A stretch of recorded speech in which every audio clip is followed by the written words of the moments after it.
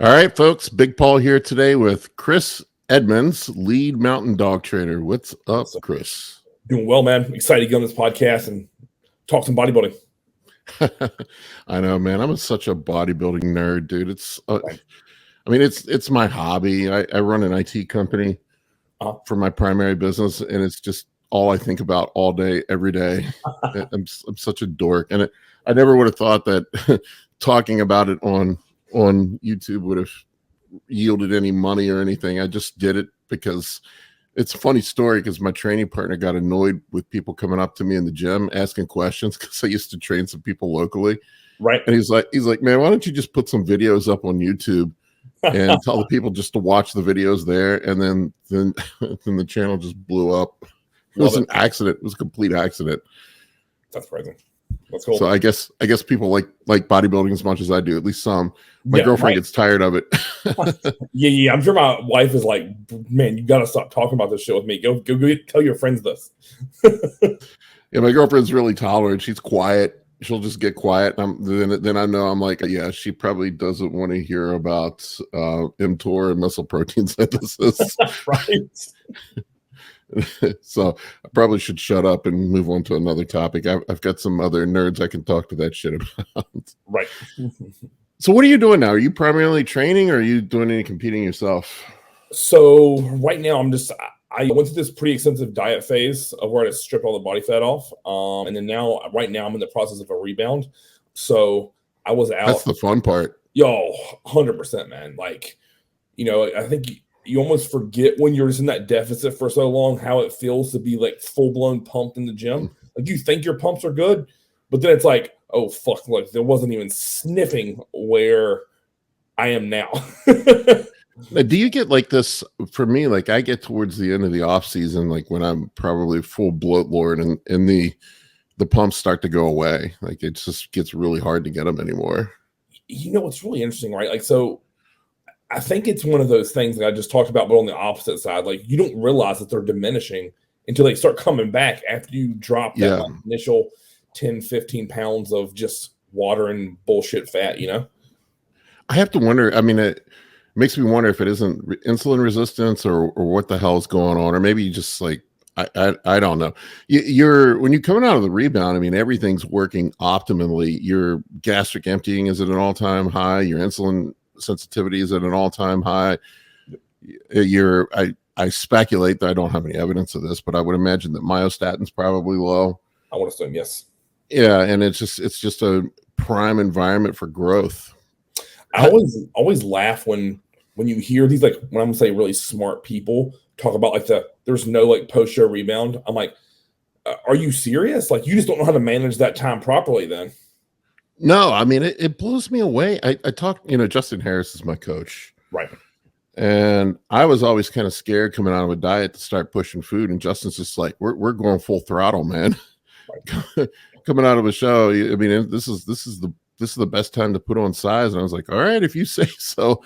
And I had that one year where I put on like 40 pounds of stage weight one year, man. It was nutty.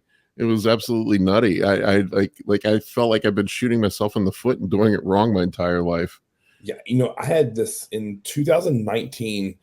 I had won a show with John Meadows. And coming out of that show, he was like, Cris, I want to just pound food with you. Right. So literally, here's where his diet instructions to me. I need you to eat 8 to 9 ounces of meat and 120 grams of carbs as often as you can get it in. So like, I like that. Yeah, he's like, I don't give a fuck if like it's 60 minutes after you ate. If you can get it in again, do it. And like, we just repeated that for 8 weeks. And I think the math on that was like, I was on stage at like 215. And in 4 weeks, I was up to 252 and still had like abs and visible quad separation. It was wild. It's mind-blowing to me that it's not standard operating procedure for most coaches now. A lot of guys still reverse diet people, which I get. You don't want people to get fat. I think that's where the whole in concept, I understand the reverse diet thing, because you don't want people getting fat coming out of the show. But I think it has the exact opposite effect, because people are super hungry. Yes. You're coming off all the fat burners. You're coming off the AIs after a show or after a cut, and you're in a prime environment for your appetite to be through the roof, and people are just going to cheat. So why not fill them up with good food? Correct. I mean, I am definitely on the same wavelength there. Like, if I can fill you with chicken, rice, olive oil, and vegetables and fruit, like, smash away, man. It's pretty hard to get fat eating that. Yes, correct. I agree. I mean, you look. I don't know if you've seen. There's a documentary on Netflix. It's called The Blue Zone Diet. I haven't seen that, no.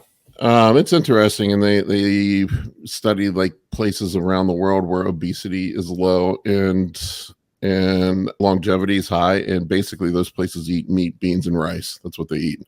Right. You know, it's like places like Japan, places in the Mediterranean. It's whole. I'm like, bodybuilders knew this shit a long time ago, man. Right. Yeah. I could have told you eat meat and rice and some olive oil, and you won't get fat. 100%. So yeah, it's just you know, that just reaffirms it. But my thought process is, if people are going to be hungry, let's just take advantage of that. 1,000%. You know, and something I actually do with clients too, like, is I'm just not scared to say, hey, like, let's just keep the foods you love in there, and the ones so let's say if you're just burnt out on eating, you know, 99% lean turkey, like, okay, cool, we don't have to eat that. Like, we can do whatever you want. Like, just pick a lean meat source, let's crush it, and then, like, if you want oats, cream of rice, you know, rice, potatoes. I'm a big believer in fruits with my meal plans. So, like, splitting up a meal of like sweet and savory, right? So if you did, like, say 8 ounces of chicken, you did 50 grams of cream of rice, 200 grams of rice, and then 50 to 100 grams of fruit. Man, it goes down so easy. What is it with I hear a lot of bodybuilders telling, or coaches telling their people not to eat fruit. Like, they're scared of fructose. It's so weird. That's another one, man. Like, how many people have gotten fat eating fruit? Yeah, no shit. I mean, I'm thinking about how many berries you'd have to eat to get 200 grams of carbs. It would be huge. I mean, just, you know, I throw some fruit in each meal too, man. For the, you know, I figure you're getting some micronutrients and a little bit of fiber, and it tastes good. Right. I'm much more willing, especially in the off season, to eat strawberries and bananas and oranges than I would ever be to sit down and eat broccoli, you know? Yeah, me too. And it's less stomach space. It's interesting too. I don't know how much you know about the FODMAP system. Yeah. Yeah, I mean, I've gone through some serious GI issues because I have IBS, and I've gone to a low FODMAP diet. And it's funny because broccoli is a high FODMAP food, and every bodybuilder eats broccoli. I get a lot of guys that have gas and indigestion, and I'm like, let's pull the broccoli out and see what happens. And a lot of times it fixes it. It you know, with the FODMAP stuff, it doesn't mean that it's a problem. It could be a problem. You know how it goes, but. All right, folks, I want to take a quick break from this episode to tell you about the new e-course that Kurt Havens and I have put together, The Scientific Principles of Anabolics and PEDs. This is the most comprehensive PED e-course ever put together, with over 80 modules, including intros to PEDs, major steroid profiles, competitor off-season cycles, non-competitor cycles, contest prep cycles, HGH fundamentals, insulin fundamentals, side effect management, safer use concepts, fat loss agents, estrogen management, and advanced PED and hypertrophy science. It is the best course out there of its kind. Go check it out. Link is in the video description below. I don't know why guys are scared of fruit. It's insane to me. It's just, you know, there's a lot of dogma that's been around in bodybuilding for a long time. I don't think people have actually taken the time to step back and ask why, or actually look at the science behind it. Correct. Yeah. And I mean, you know, I think I found this too, especially with clients. If you give a steady diet of fruit, the probability of them cheating on sweet treats, it goes way down.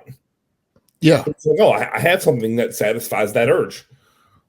Yeah, it does. Yeah, you're 100% correct. And I know you probably have gotten there too, but after eating meat and rice for so long at the end of an off season, like, I don't want to cheat, man. Like, Justin will tell me to go take a cheat meal. I'm like, dude, I don't fucking want it. I'm so full. I don't want it. Agreed. And that's kind of the point where I like to get people to, if you're at that point, you're eating enough food to grow. Correct. Yeah, anything past that I've always found like is too much in excess. Like, I mean, we've all been full to our, what feels like our throats. Yeah. So. Yeah. You don't want to be to the point where, I mean, there is a threshold. Like if digestion is a mess, the extra food you're eating is not doing anything anyway. And especially if it's impacting training performance, like, if you go to lay down on a lying leg curl and your stomach is like hurting because that just your stomach's full, like I don't envision having a good training session when you feel like that. No, I agree 100% with that one. You ever get the people that disappear after contest prep? Yes. Yeah, we all know what's happening there. And I've always wondered with them, right? Like, do they just need some time off? Because I've had people like just step away for a month and they come back like, "Hey, Cris, I'm ready to jump back in." And then I'll have people like 2-3 years later, or maybe they'll even like an Instagram post of mine or something, and I'm like, "How you doing, man?" They're like, "I am so sorry. Like, I just couldn't take one more second of check-ins or diet food." And then I'm like, and then we're in terrible shape. Yeah, usually for me, I know what's going on. It's a food bender. They're face first in the pizza and ice cream. Correct. And what's funny, right, is they bail on you when I would be cool if you did that. I completely get it. I've been there. But come back to me, I can rectify it way quicker than you can. Yeah. Yeah, same here, man. I guess they're embarrassed or ashamed. Correct. Probably is what it is. But it seems like I have a lot of guys that do that. And it's also, I get all these dudes that say they want to be a pro and they've never done a show before. And then they do one show and they're like, "I'm out, man. I am done." Right. Or they say, "Oh, my wife, girlfriend, whoever is like, no more. I can't take one more second of you like this." Yeah, every show I've ever done, when I get done, I always say this is my last one. So I get it. I'm like, I'm not fucking doing this again, man. This is awful. When are you competing again? What's your plan? So my plan for next year is going to be, I'm going to do Masters USAs. So I'll have to do a qualifying show before that. But I'll do Masters USAs, and then depending on how that goes and how I look, I might just roll right into Nationals right after that.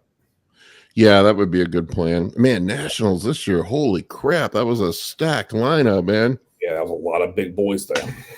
Yep. Yeah, I mean, there were a lot of guys that didn't get pro cards that looked like pros to me. Oh, agreed.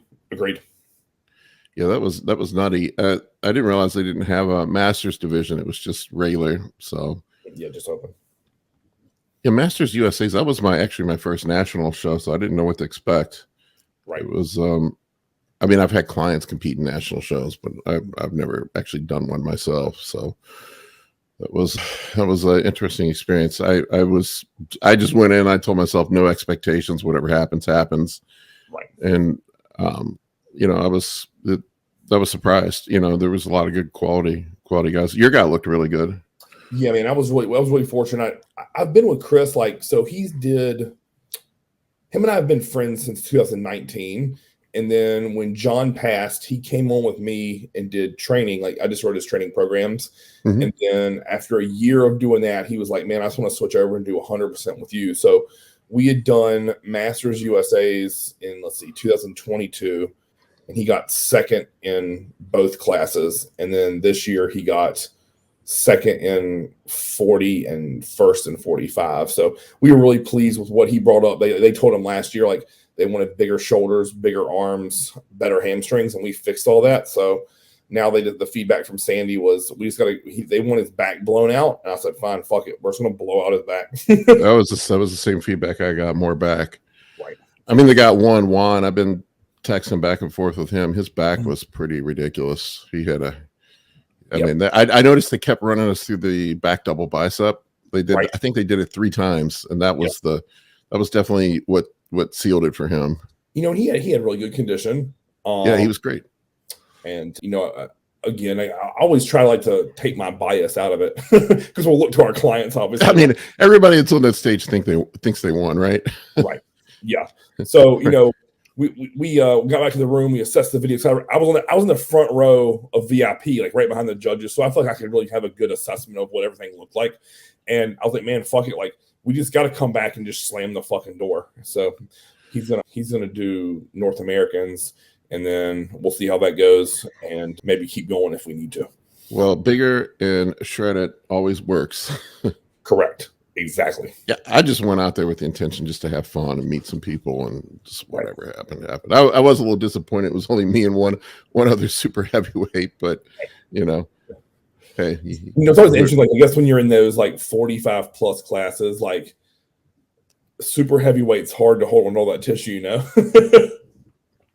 Yeah, I guess there aren't many super heavies at my age. I weighed in around 240, but I'm also tall, so it's probably talking to Justin, he probably should have try to put on another 10 pounds if we can. But I'm going to be 50 here in another month or two. I don't know how possible that is. Oh, right. Yeah. Yeah. So I feel like Did you start bodybuilding late, or you've been doing it for a long time? No, dude, here's my story. I got into it when I was a teenager. I was in high school and I started out and I went pretty hard until my early 30s, and I just had a bunch of bad injuries, man. I blew my back out doing deadlifts, screwed my shoulder up, I blew out my ACL, and I'm just like, man, I don't think I can do this anymore. Right. And had kids, started a business, and I took almost 12 years completely off from the gym. I did not lift. I did not do a damn thing, and I got skinny. I did the amazing thing of losing weight and getting fatter at the same time. Right. Yeah. So I came back, let's see, started back in the gym, I think about 5 years ago, and I did my first show back 3 years ago, and I looked horrible. I looked absolutely fucking horrible. Over dieted, overtrained, tried to train like I did in my 20s, and it just didn't work. Like, I had to really just rethink how I train being my age, right.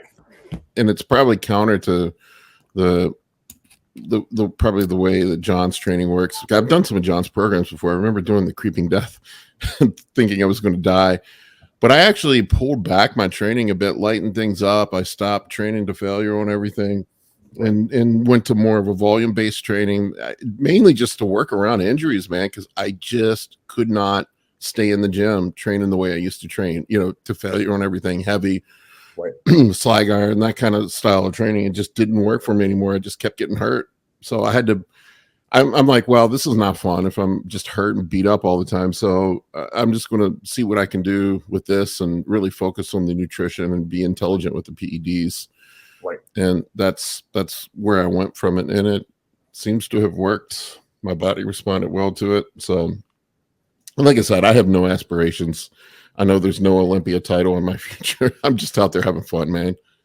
What's really interesting you said about the volume, right? Is so I've done every single one of John's programs. Like, most people don't know there's 39 total of them, that, and all of them weren't released because there was a good chunk in the middle that, in his words, like, they were just so batshit crazy, he was scared people would hurt themselves. And I can tell you, because I was part of a lot of those training sessions, they were like, I would say that even of competitors, most wouldn't have wanted to do what we were doing then. It was just psychotic. It was high volume and high intensity. Oh, his stuff is crazy, man. Yeah. I've run a few of them before. So after he passed, I kept a lot of the principles that he had instilled in me, because I worked under him for 12 years. And but then when I started doing it, I started to like get back into volume training, because that's where I was well before I met him. Is I was just do tons of volume, because think about it, like, I grew up in like the early 2000s bodybuilding, so it was like all volume shit, like all Jay Cutler stuff. Like, I loved it. Branch Warren, like, those are the guys I like really looked and learned from. And I started getting back into that between 2021 and 23. And I saw it was almost 19 pounds of pure muscle that I gained over the course of that 2-year period. So, and I really believe, like, my supplements didn't change, my food stayed the same. Only thing I had modified with was just like adding volume to my training back to where it used to be. Yeah, that's sort of what I did. I still, I'm a progressive overload guy, I always have been, but what I did was change up my program, move my rep ranges up, added more volume, and then just started progressing the weights in that form, that fashion. And I grew from that. Here, I'll show you this. This is wild, man. I'm almost embarrassed to show this picture of what I look like at my first show back. It was pretty bad, and this is versus this year. Hang on, let me pull this up. So I was 185 pounds on stage. Oh, wow. That was 2021. Huge difference. Yeah, man. This is what happens when you take too much T3 and do too much cardio. Yeah.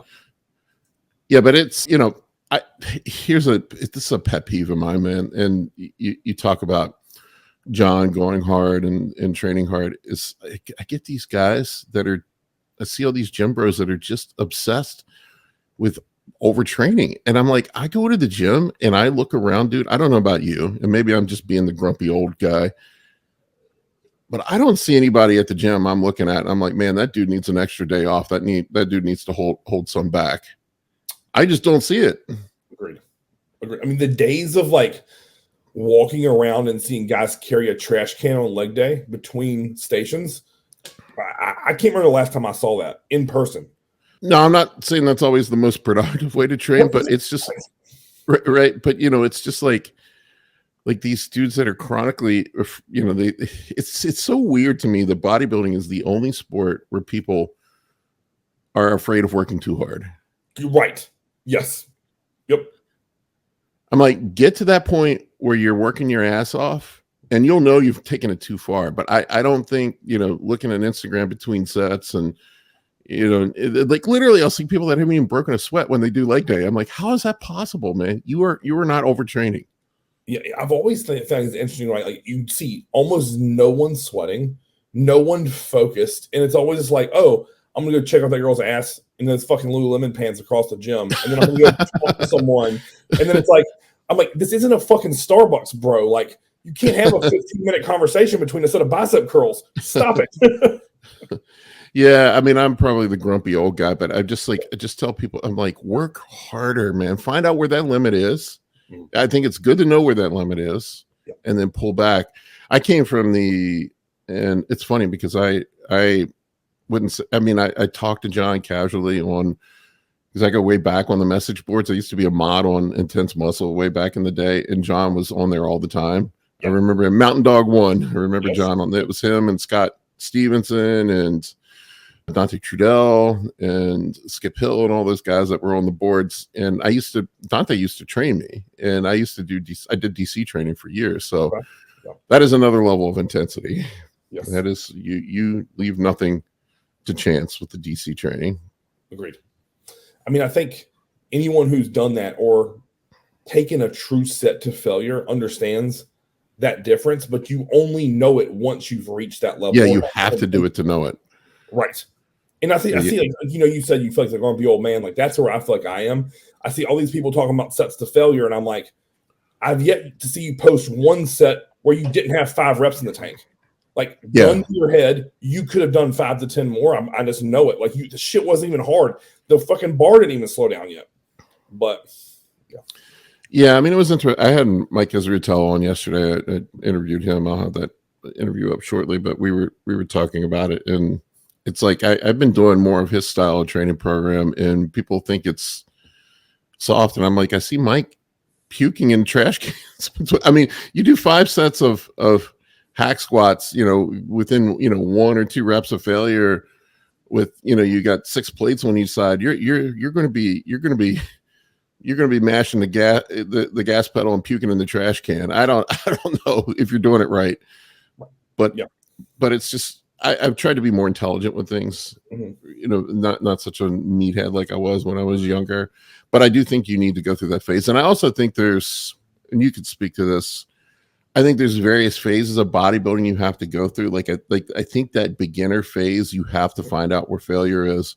Correct. You have to progress strength. Getting stronger is important. Yes. Progressive overload, and then you hit a certain point where there's once you're doing bench press 4 or 5 for reps, how much? The risk versus reward ratio kind of starts to skew the other way. Yes.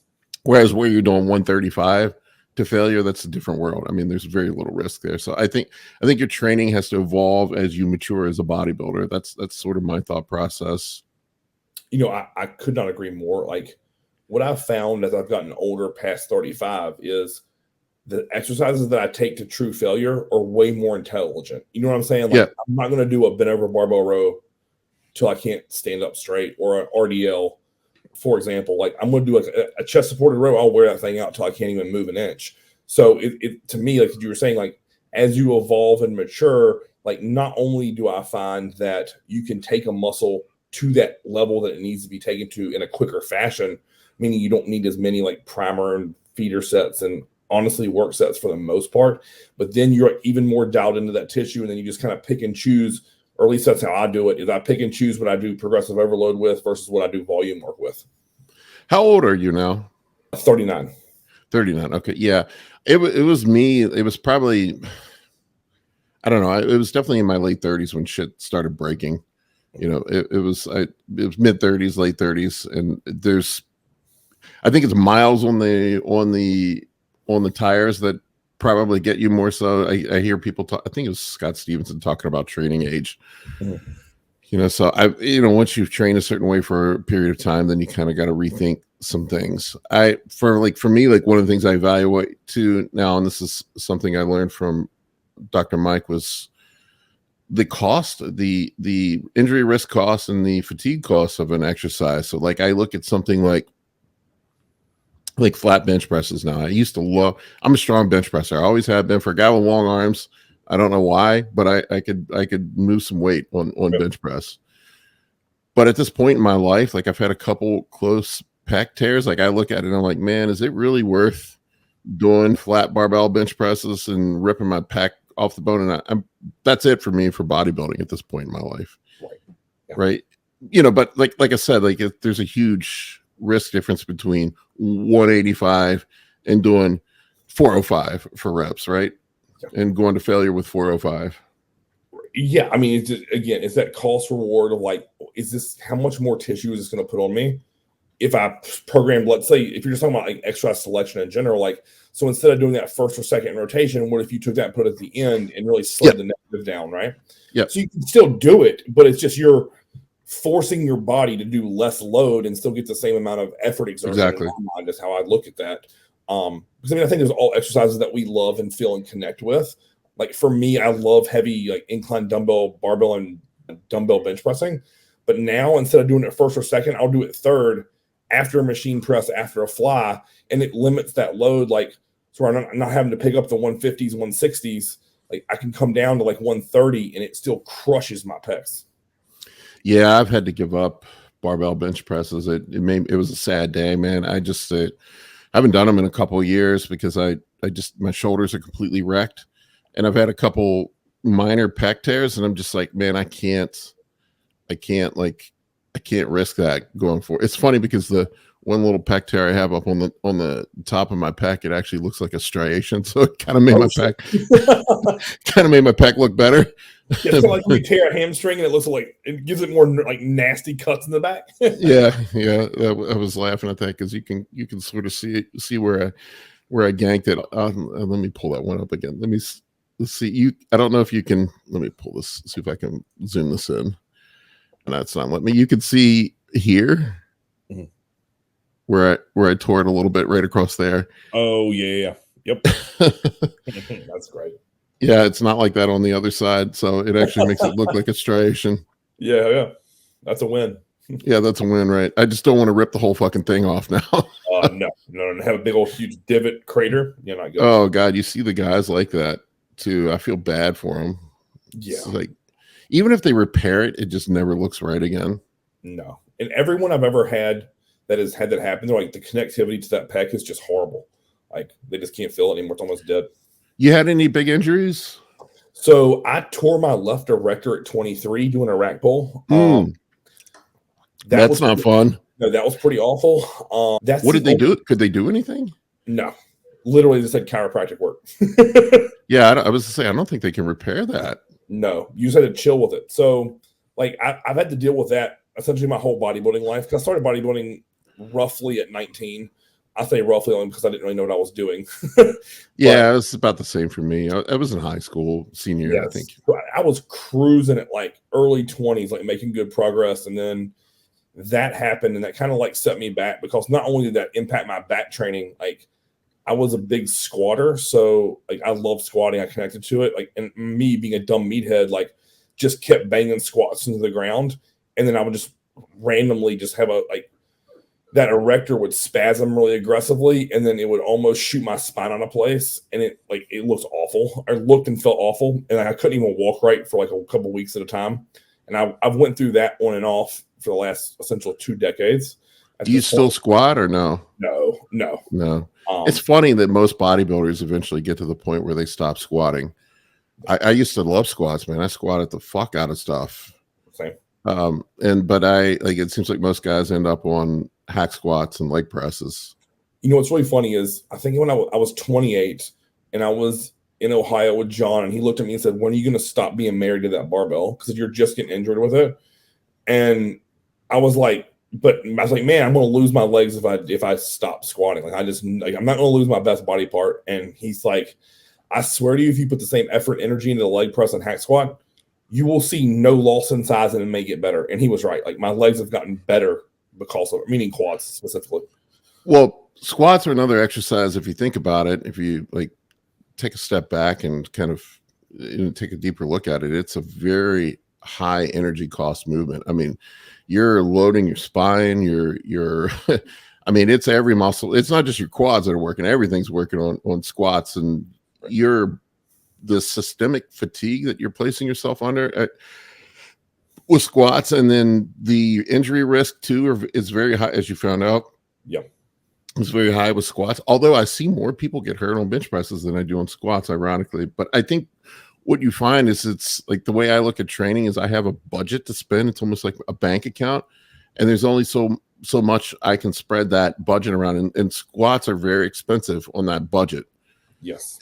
As you get heavier, if you're doing like I said, if you're doing 135 or 225 or even 315, that's not costing you a lot. But if you're up there banging out, 20 reps with 405, yep, or working up the working sets with 495, that's a way different energy cost than other. And that budget may be better spent on a hack squat or a leg press. And also you're removing the potential for a back injury because it's braced. Correct. Yep. So you're actually, in reality, you're probably placing more load on the target muscle than you would be with squats. I do think there's some people that are just built to squat. It's usually shorter guys. Right. Like a long guy like me, like I feel like a lot of my squat is back. Like my back really gets involved in squats. My back and my adductors. Right. Yeah. So I 100% agree there. I can tell you that, so before I gave up squats, I never had gotten on the adductor machine ever because I didn't need to. Yeah. When I listened to John and said, okay, cool, I'm going to pull those squats out for 2 months and see what happens. And I noticed my legs as a whole, my quads got better. I noticed my adductors started to get smaller. So I was like, fuck that. I'm just going to get on the adductor machine after doing leg curls and just wear that thing out. And then next thing you know, they were no longer an issue. Yeah, Dante Trudell was the one that beat that into my head. He's like the adductor machine. You want to make your legs look big? He said, I know it seems silly, but start hammering the adductor machine. Right.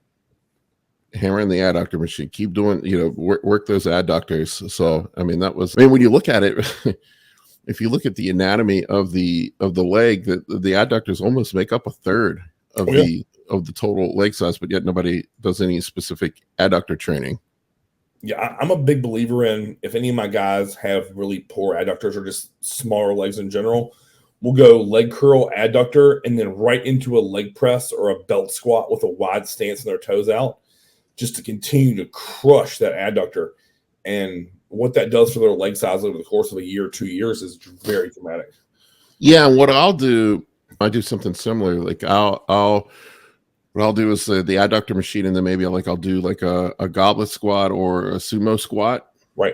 Yep. With the toes turn way out. Yeah, yep. That's what kind of been my approach to it.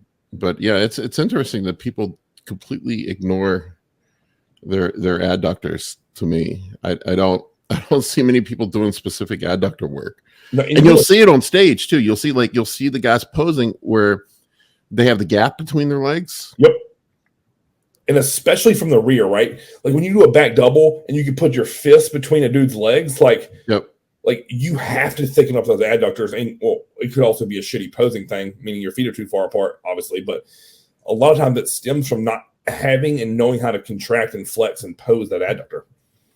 Like I'll show you here. Let's look at this picture here, and I'll show you. You can look here. You can see. I don't know who this guy is, but this all right here is adductor. Yep. All adductor. And like you were saying, from behind, yeah, it fills in that gap from behind.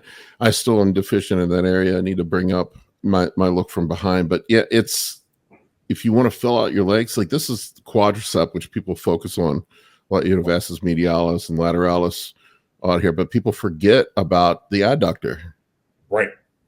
Yep. Yeah, it was interesting to hear you say that, because I thought I was like one of the only people that told people to train adductors. Oh, without a doubt. I mean, so you know David Lomartino, right? Oh yeah, I know David well. So if you look at his back double bicep, the way he's pushing those adductors out aggressively, his legs look enormous. And I told him that, like, he was posing for me, and I was like, bro, push those hips back and pop your adductors out. And the next thing you know, he was like, man, you just added like 4 inches to my legs. I'm like, I know. You had the tissue, you just don't know how to pose it right. Yeah, David's a big boy. He needs to work on the posing, though. He's gigantic. Danny, his wife, was just in town a week and a half ago, and she came through and was like fixing my back workout, showing me everything I was doing wrong with my back training. Good. Usually when body parts aren't progressing, it's because your form sucks. That's pretty much what it boiled down to. Right. Yeah, I do her training, and she's such an intelligent woman. Like, it's wild. Yeah.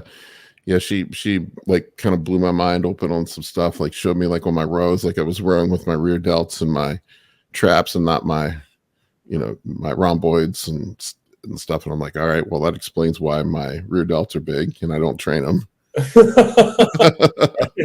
Right. Why my back density kind of sucks. But yeah, she's very smart. It's the same thing with the PEDs though too. Like, people miss the obvious stuff. And I think people overcomplicate it. I've seen, I don't know what your thoughts on our own stuff, but it's like, I see guys come full circle. They go through all these complex, weird ass cycles, and then everybody just ends up on the same thing at some point. I like, for me, like, it's primarily just test, Primabol and GH, maybe some insulin here and there. Right. And that's where I'm at in the off season. And then you sprinkle in the stuff that you need on contest prep.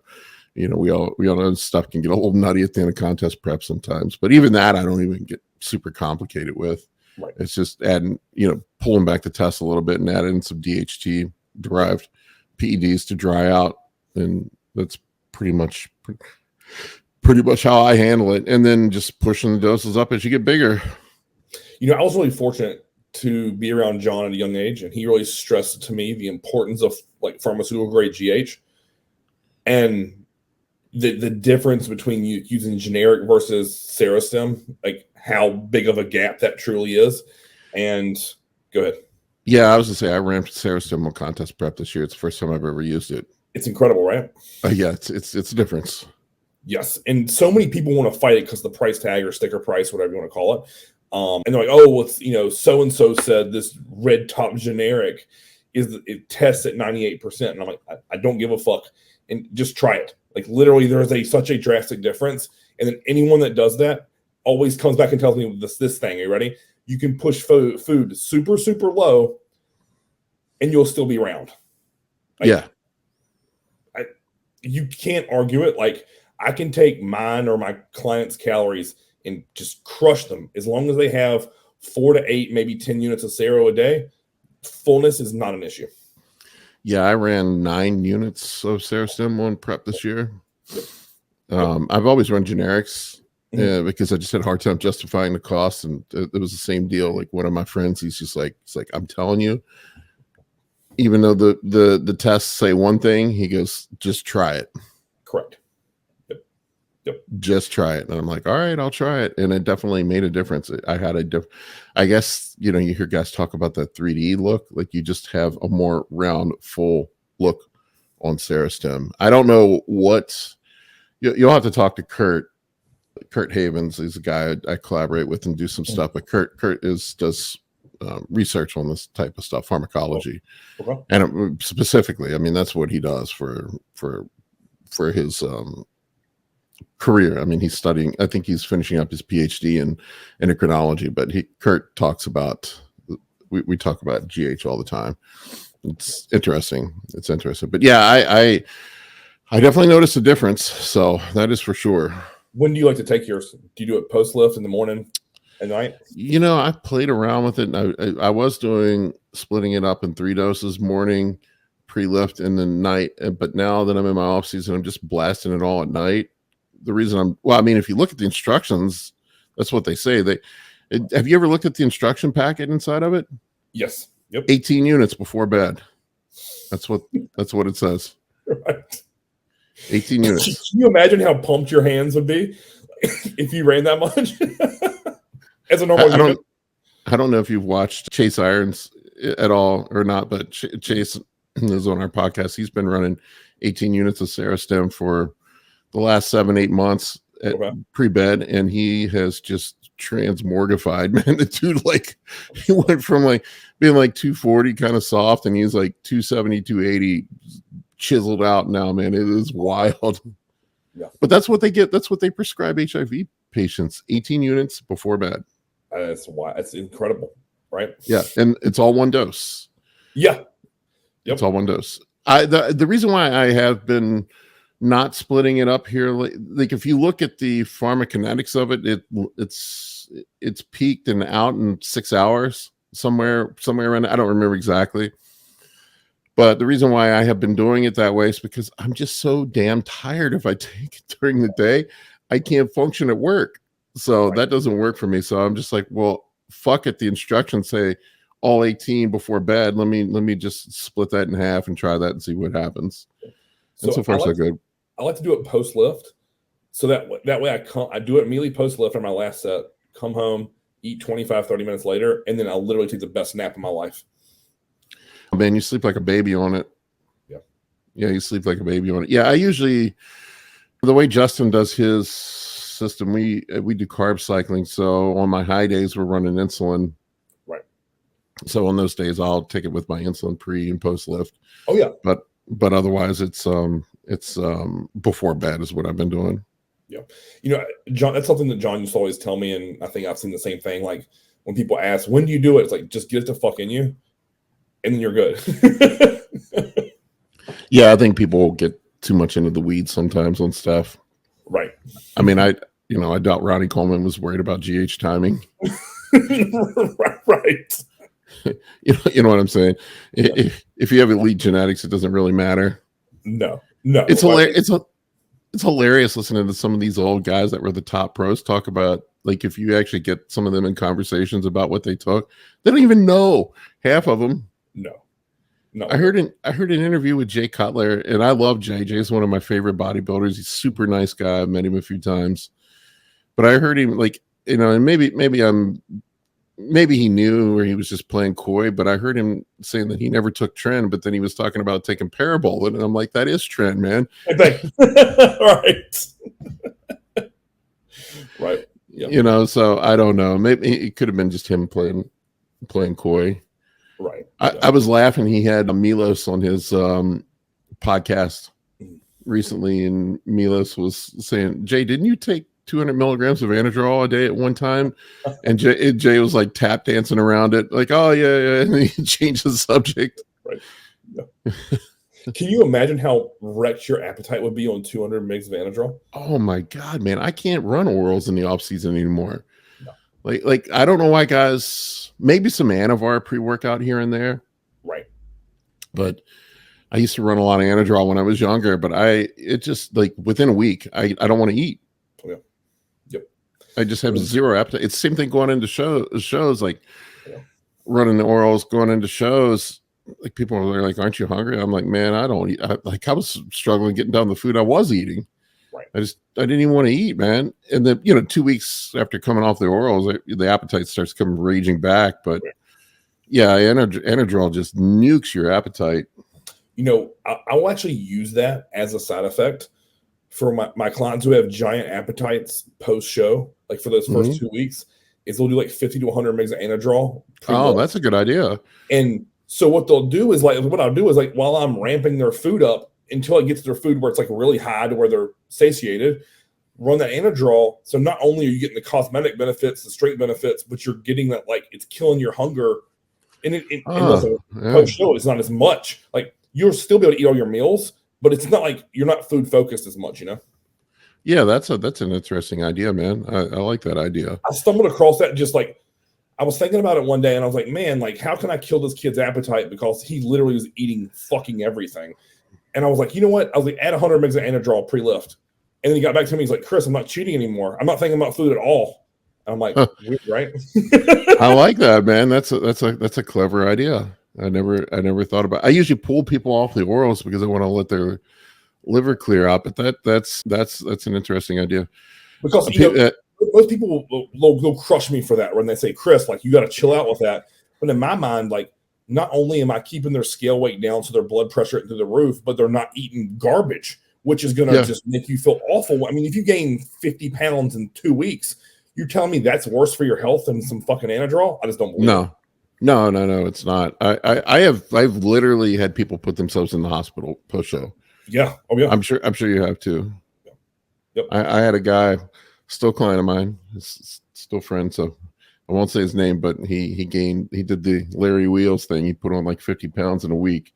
Yeah. And ended up his blood pressure was just through the roof, man.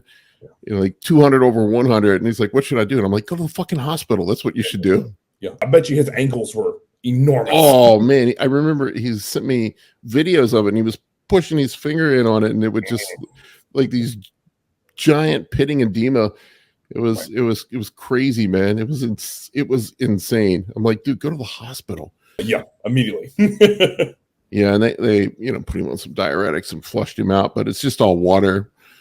But yeah, you're right. That's probably way worse for you than taking a little bit of Anadrol. Correct.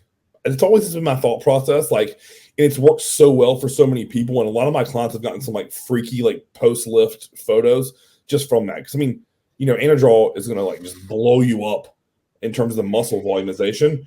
And then you're going to get all that strength come raging back. And as long as you're intelligent with it and you don't tear your muscle off the bone with exercise selection, like it's a really cool combo for those first 14 days post-lift or post-show that you can really ride that wave until you get to where your food is pretty damn high. That is a good point, though. You do have to be careful with your lifts post-show because Anadrol will make your strength go through the roof, and you're probably still somewhat dry and vulnerable to muscle tear. So you probably would have to be careful. I don't know if there's any science behind that, but I just have seen guys tear muscles coming out of shows when strength comes rocketing back. I always tell people to be careful for the first few weeks. I have this list of rules for like post-show, and I always pray that my guys and girls follow it, where it's like we stick to cables, machines, dumbbells. We do short rest periods, like 45 to 60 seconds. I set them like an hour time limit, and your goal is just simply pump and stretch. That's exactly what I do, man. Exactly what I do. It's funny how we all just come to these same conclusions independently. Although I didn't come up with the Anadrol one. I'm going to steal that one. Yeah, please. I'm telling you, try it with your clients. It fucking works. I would try it with me. Oh, yeah. Yeah. I'm past that point now, though. I'm only up, what am I, about 10 pounds from stage weight. So that's good. You kept it tight. Well, it was Justin didn't push the food as hard because I'm just going to be ready in July. And there's a couple shows. There's Team Universe. There's Masters Nationals. There's some stuff in that window that I just want to be ready for. Heck yeah. And try a couple shows. Masters Nationals is really the target. So, I mean, I'm going to be back in prep in 3-4 months. So it's not, might as well not get stupid. Yeah. So I think that's the idea, but I don't know. I let him drive the nutrition, whatever he says, just kind of follow because he's him and I see very similar, like eye to eye with food and carb cycling and insulin and all that kind of stuff. So that's cool. Yeah, I've been with him, I guess, going on 4 years now, and he's put all this weight on me. I mean, he just does my diet. I do my own training and PEDs, so he's really it's just nutrition. The part that he does, but he is a wizard with the nutrition. Yeah. I mean, this year on prep, it was sort of a gamble, but I was ready a couple weeks out in his eyes. Like I could have been a little bit leaner, and he's like, we could pull your back in a little bit more and have better conditioning on your back. But I I think I'm going to go with fullness at this point and keep you full going into the show. And like in hindsight, I don't know if it was the right decision or not, because Juan had the chiseled out back and I did not have a chiseled out back. Although he had more size. So there's, at that point, there's really, it doesn't matter if you're chiseled and you're smaller, right? Right. Yeah. So, but back size, that's the off season for me. That's what I'm going to be working on. Back density. They told me I had width. They said I need density. What are you going to do that, to fix that? Well, Danny gave me, I worked with her and she gave me a bunch of ideas. Okay. Like she said, like my exercise selection wasn't bad. It was my form that sucked. Okay. So she went through, like the way I train everything twice a week. So I do push pull legs and I train everything twice a week. For guys that are worried about overtraining, I'm 50 years old and I'm still training everything twice a week. And you have good arms, so hitting an arm day isn't needed. Yeah, no, I don't even, to be honest with you, I just do a few sets of biceps at the end of my back workout. Like nothing crazy, like 4 or 5 maybe, just get a pump. So I don't think my arms need to get any bigger. Although they look small when I do, they're over 20 inches, man. They look small when I do front double bicep. I think it's my posing sucks. Oh, right. But I can't. Most muscular, your arms look big. They are big. They just shrivel up when I'm going into the front double bicep. I think my shoulder mobility sucks from torn labrums, and I don't think I can rotate my arm back enough, right, to show to make them pop. So, but anyway, yeah, she went through, because I split my back up. I have a width day and a density day that I do. So it's vertical pulling and horizontal pulling. Okay. She told me just, do some more, mix some more stuff in, but she was just showing me how, like, I was pulling with I was basically shrugging while I was doing all my pulling. And what it was doing is engaging my rear delts in my traps. And she was showing me, some cues and stuff to keep my shoulders down and get my middle back, the rhomboids and all that stuff more engaged than what I had. Lower lats, that's another area that I need to bring up, but just little shit, and we'll see if it works. I got a short off season, so there's only so much you can do. All right, man, I got to wrap this up. Is there anything you want to plug before you go? Yeah, for sure. If you guys want to see any of my content, it's on YouTube at Cris Edmonds TV, and that's Cris with no H. So my parents really fucked me with that. So I will. What I'll do is I'll link it into the video. I'll add you. So, and if you, we'll get some people over to your channel from my channel. So, guys, go over and subscribe to Chris's channel and check out Cris. I really appreciate you coming on, Cris. Thank you very much. Thank you so much, man.